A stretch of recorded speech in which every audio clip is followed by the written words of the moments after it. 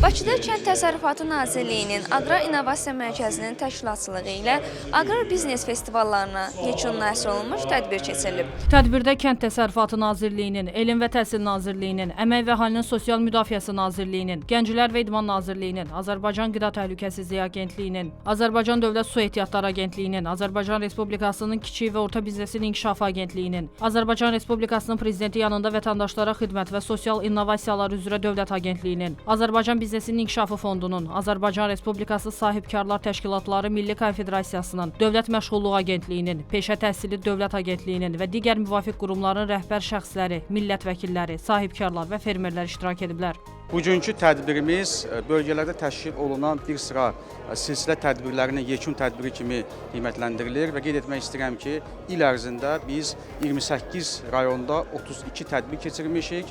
Bu tədbirlər Aqrar Biznes Festivalı adlandırılır. Bu tədbirlərin əsas mahiyyəti bizim təchizatçı şirkətlərlə fermerlər arasında işgüzar əlaqələrin qurulmasına yönəlmişdir. Ümumi olaraq bu il təşkil olunan tədbirlərdə satış həcmi 8 milyon manatdan çox olmuşdur. Qeyd etmək istəyirəm ki, keçən il bu rəqəm 6 milyondan çox idi, bu il isə artıq 8 milyonu keçmişdir.